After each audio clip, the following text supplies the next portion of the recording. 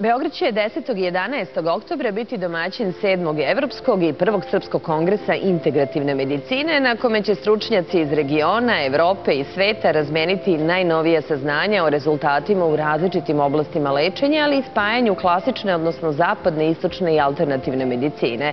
A koliko je ovakav jedan kongres značajan za srpsku medicinu, a posebno segment posvećen psihološkoj podršci i integrativnoj medicini u programima vantelesne oplodnje, čućemo i od našeg gosta, ginekologa, profesora doktora Slobodana Radulovića. Dobro jutro i dobro nam došli, profesore. Pre nego što se osvrnemo konkretno na celu ovu priču, samo bih htjela da vas pitam, pored ginekologije, koje su to još oblasti gde je najvidljiviji taj pristup spajanja zapravo klasične, odnosno zapadne, istočne i alternativne medicine? Kad sam dolazio, razmišljam, eto sad jedan lep razgovor mi predstoji, jer je baš lepa tema, lep povod. Beograd, znači, skuplja stručnjaka iz celog sveta, znači, baš lepo priča. Integrativna medicina je u stvari medicina 21. veka. Znači, mi smo negde u posljednjih 10-20 godina došli do nekog, da kažem, vrha te klasične medicine, gde smo posmatrali i bili skoncentrisani više na bolest nego na čoveka. Znači, lečili smo karcinom, lečili smo zapalenje pluća, ali nismo lečili Peru Perića, Miku, Lazu. Dakle, individuo. Tako je. I onda je prvo krenuo pokret individualne medicine, gde se stavlja u žižu interesovanja ličnost. Znači, mnogo šire se posmatra, pa se kaže, i to je danas već prihvaćen stav, pa se kaže, zapalenje pluća kod Pere nije isto kao zapalenje pluća kod drugog. Jer je on dijabetičar, ili on ima povišen pritisak, ili on ima otežane uslove života, ili on ima neke traume, i tako dalje. I to je bio početak. Pa smo vidjeli da smo se mi isto tako dosta udaljili od prirode. Vi vidite danas te pokrete ekologije, znači počinjemo da razmišljamo o zaštiti životne sredine, to više nije fraza. Mlade generacije vrlo ozbiljno razmišljaju o tome, jer to je njihova budućnost. Budi se ekološka svest. Tako je, ekološka svest raste i onda je počela na neki način taj talas da se prenosi na medicinu, pa smo rekli, čekaj bre, mi smo se izgleda baš udaljili od te prirode.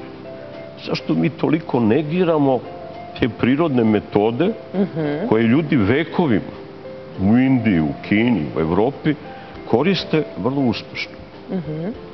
Pre jedno 10 godina u Cambridgeu, vrlo interesantno da je u Evropi krenula inicijativa, skupila se jedna grupa lekara i rekla je, hajde da mi napravimo jednu integrativnu zdravstvenu zaštitu, znači integrativnu medicinu.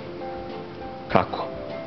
Da sve one metode alternativne, drugih, recimo, kineske medicine, indijske medicine, evropske medicine, prihvatimo u klasičnu medicinu, ali po pravilima klasične medicine. To znači, ja tvrdim da ova metoda postiže taj i taj rezultat, ok.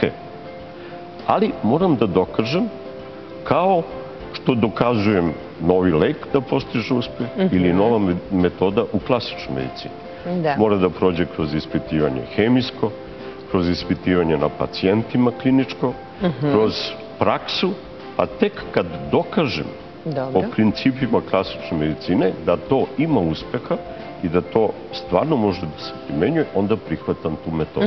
I to je u stvari integrativna zdravstvena zaštita, znači integrisanje svih onih metoda koje po principima klasične medicine, znači kontroli, mogu da se primene u svakodnevnoj praksi. Drugim rečima, insistira se na tom takozvanom holističkom pristupu, odnosno obuhvata sve aspekte jedne osobe, sve aspekte života jedne osobe.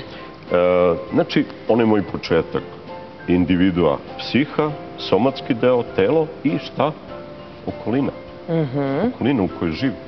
Jasno. To je jedna celina. Znači, ne može da odvajate psihu, ne može da odvajate telo, a ne možete ni okolinu u kojoj živi. Jasno. Znači, to je jedna funkcionalna celina i mi sad počinjamo mnogo šire da posmatramo jednu bolest. Znači, kad mi dođe pacijent, ne znam, zbog bolova u stomaku, ja pitam boli sa leve strane, desne strane, uradim pregled, a onda kažem, jeste imali u posljednjih mesec dana neki stres, da li ste bili bolesni, da li vam se nešto desilo, da li ste promenili način ishrane, da li ovo, da li ono. Znači, pokušavam šire da posmatram celu tu priču, da bi šta? Lakše došao do rešenja problema tog pacijenta.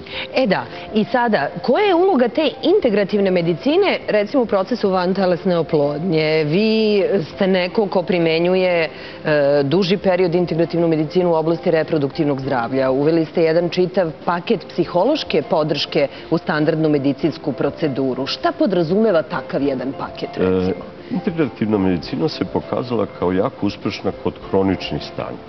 Znate, akutno stanje, akutna bolest ipak rešava mnogo lakše i mnogo brže klasičnom medicinom.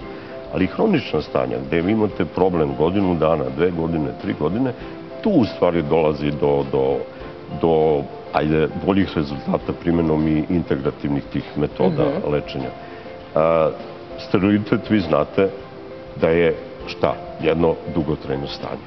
Znači, mi kažemo ako dvoje žive zajedno godinu dana pa nema dece, pričamo o sterilitetu, znači već imamo godinu dana problem, pa onda početak lečenja, pa dijagnostiku, pa terapiju. Znači to su stanja koja traju po 2 godine, 3 godine, 10 godina.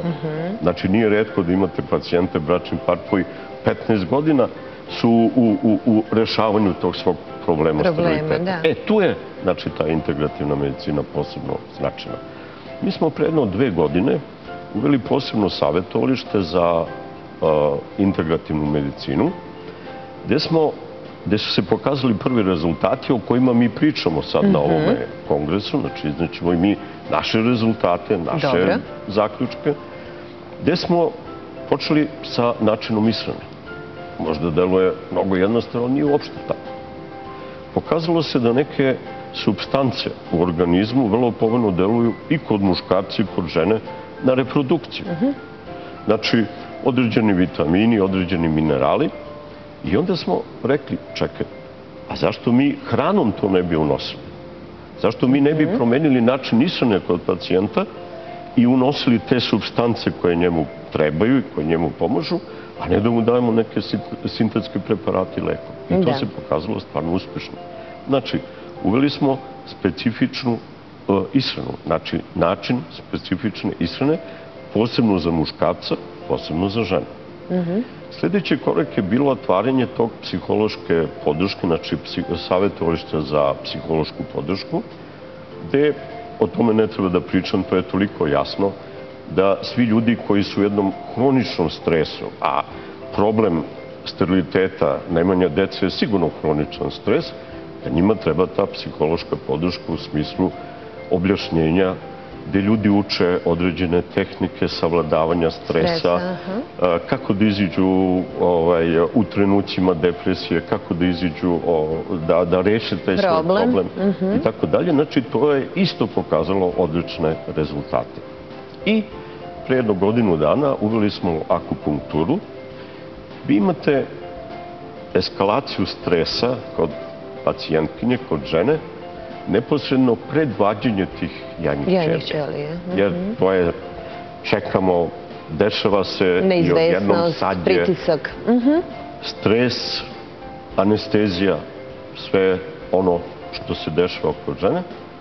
I uveli smo akupunkturu u tih nekoliko dana, gde je, ja sam lično bio, ajde neću da kažem zaprepašćen, ali stvarno začuđen uspešnošću i tim rezultatima koje smo postigli. A gde ima najveću primenu? Kod kojih stanja? Kod programa vantelesne oplodnje. Znači, ja pričam o programu vantelesne oplodnje. Znači, kod žene neposredno pred punkciju, odnosno kad se uradi punkcija i u onom periodu čekanja na embriotransfer, na vraćanje tih embrija. U tom periodu se primenjuje akupunktura? Žena dolazi jednom dnevno na akupunkturu, ta proces traje oko pola sata i pokazalo se neverovatno uspešnim. To su, verujte mi, dođe žena koja je pre toga bila, ajde da kažem, dosta nervozna, odjednom, jao, kako sam se smirila, doktore, jao, doktore, kako je meni prijatno.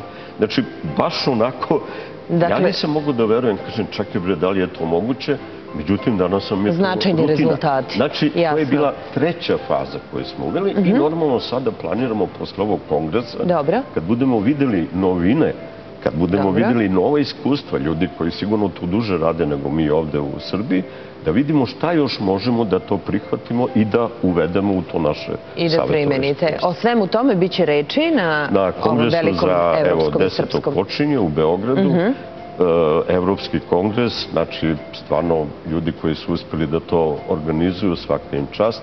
Doći će, ja mislim, svi najveći stručnjaci iz te oblasti iz celog sveta. Biće u 9 sala prezentacije, predavanja, diskusije, okrugli stolovi. Znači, baš jedan lep događaj gde će čovjek moći stvarno da čuje fine, nove stvari i, hvala Bogu, da nauči nešto. Divno, i mi smo ovoga jutra ponešto naučili od vas. Mnogo vam hvala na današnjem gostovanju. Dakle, još jednom u hotelu Jugoslavija, 7. Evropski i 1. Srpski kongres integrativne medicine. Naš gost je bio profesor dr. Slobodan Radulović.